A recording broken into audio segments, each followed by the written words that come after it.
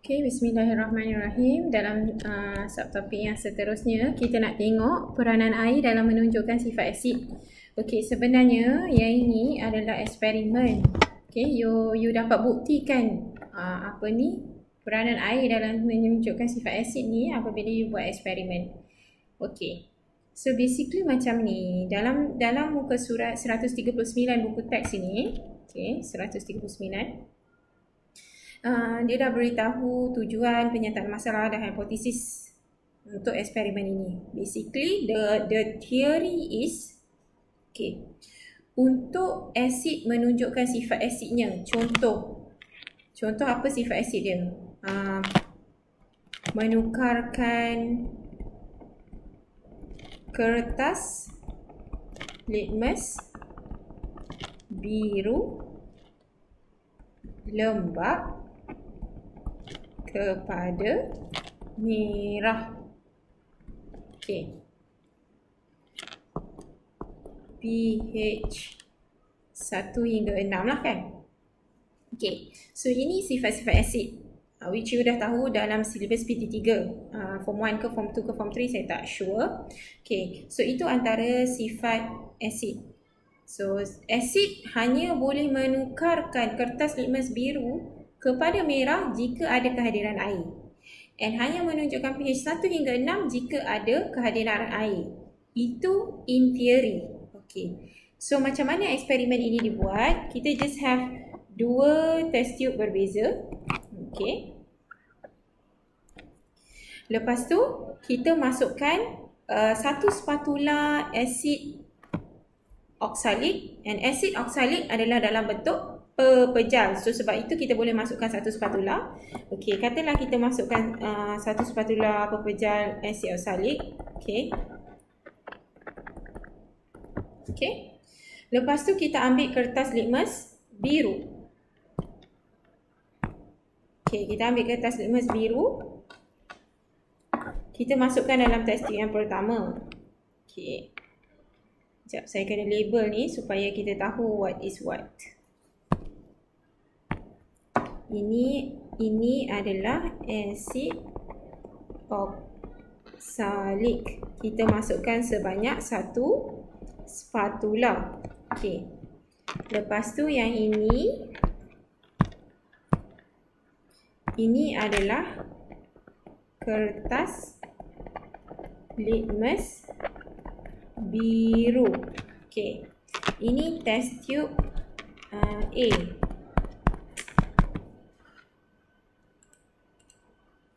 Ini test tube A, ini test tube B. Okay. So dalam test tube B kita juga masukkan air. 2 cm3 air ni. Okay. So katalah kita masukkan air 2 cm3 kan. 2 cm3 air. Lepas tu kita goncang. Lepas tu baru kita masukkan kertas litmus biru. Okay. So apa kita buat? So lepas tu kita tengok apa perubahan warna yang akan berlaku.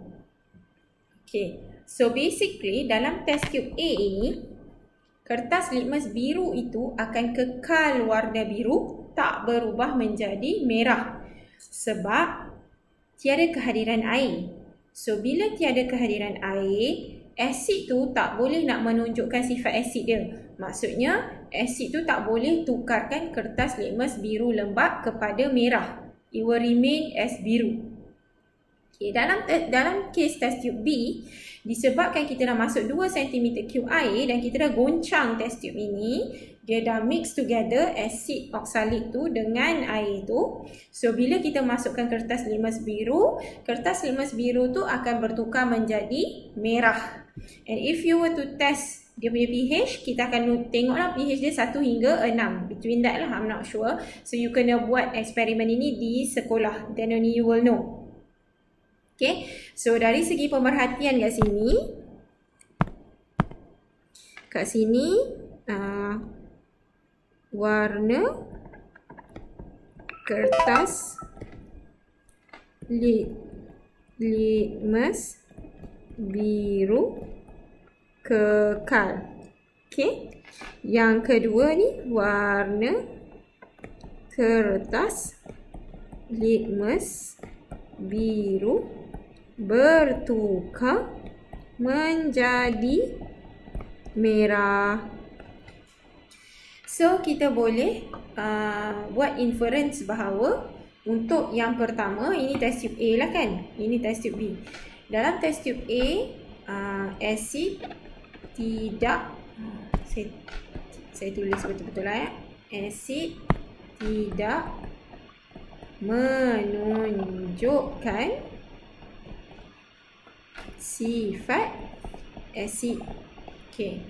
Dalam test tube B, asid menunjukkan sifat asid.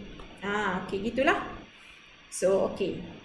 Then there is a question of, instead of kita letak air, contohnya kita ada another 2 different set of test tube, kita masih masukkan asid oksalik.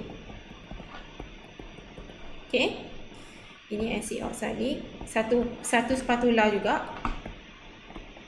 Ni you boleh try kat sekolah. Okay, lepas tu satu tu kita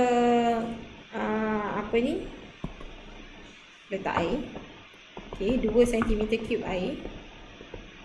Okay, lepas tu kita test lah dengan kertas limas biru lembap kan. Kertas limas biru. Kertas limas biru. So this first test tube ni, test tube A ni test tube B. Test tube A kita expect kertas limas biru akan bertukar menjadi merah lah kan, sama macam ke atas tadi. Okey, tapi katalah dekat test tube B ni saya masukkan pelarut organik, contohnya heksana, iaitu sejenis pelarut organik. Okey, lepas tu kita test dengan kertas limas biru. Okey, apa agak-agaknya pemerhatian yang kita akan perhatikan? Okey, so basically di dalam test tube B ada sejenis cecair, cuma cecair itu bukan air. So adakah kertas limas biru ini akan bertukar menjadi merah? Okay, remember syarat dia adalah dalam hipotesis itu air diperlukan untuk asid menunjukkan sifat keasidan. So just because ini adalah satu pelarut, just because dia adalah cecair doesn't mean asid tu boleh menunjukkan sifat asid tu. Hanya dengan kehadiran air, asid boleh menunjukkan sifat asid. Baru asid boleh tukarkan kertas limas biru kepada merah. So dalam kes test tube B tidak akan, ini pemerhatiannya, kertas litmus biru kekal. Maksudnya tidak berubah menjadi merah. Sebab apa? Sebab tak ada air. Okay, so syarat dia mesti ada air. Yang test tube A ni sahaja yang akan menukarkan kertas litmus biru kepada merah sebab ada kehadiran air. Okay, so itu adalah eksperimen yang kita buat yang untuk menunjukkan bahawa air diperlukan dalam menunjukkan sifat asid. So kalau kita tengok alkali pun konsep yang sama. Basically you kena ada you kena ada air dan only alkali boleh menunjukkan sifat alkali dia lah. So sama juga, so instead of macam tadi kita guna asid oksalik iaitu dalam bentuk pepejal. So sekali ini because kita nak menunjukkan alkali, okay, so kita gunalah natrium hidroksida. So dia pun adalah dalam bentuk pepejal. So first kita masukkan dalam test tube A ni adalah pepejal natrium hidroksida dengan kertas litmus merah. Kenapa kertas litmus merah? Sebab alkali kan kalau boleh menunjukkan sifat alkali akan menukarkan kertas litmus merah kepada biru. Tapi kalau dia tak menunjukkan sifat alkali dan tak berubah lah.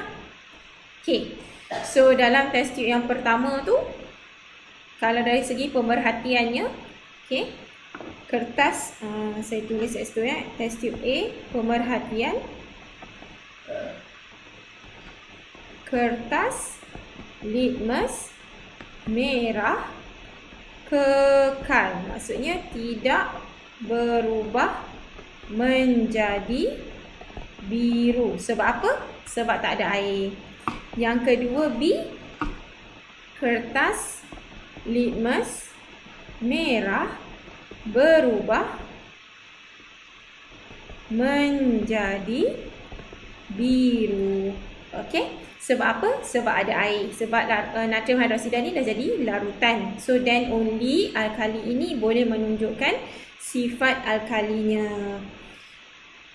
So kalau kita tukar, kalau kita buat macam yang saya tanya berkaitan dengan pelarut organik tu, samalah juga. Maksudnya kalau kita ada satu lagi test tube yang instead of air kita masukkan heksana, contoh satu pelarut organik, heksana ke, heksina ke, diethyl ether ke, toluene ke, atau apa-apa pelarut organik selain daripada air, maksudnya dia dalam bentuk bercair tapi dia bukan air. So kita goncang, okay, kita tengok kertas litmus biru itu, kertas litmus merah itu masih tidak menukarkan warna kepada biru. Sebab untuk alkali menunjukkan sifat asid, untuk alkali menunjukkan sifat alkalinya perlu ada air. So you boleh buat report kepada eksperimen ini selepas buat eksperimen lah. Gitu. Okay, so buat eksperimen ni di sekolah, and eksperimen sangat mudah, tak ada masalah, cuma perlu berhati-hati bila menggunakan asid dan alkali sebab salah satu sifat asid dan alkali adalah mengakis. So kenalah berhati-hati. Okay, sekian, terima kasih.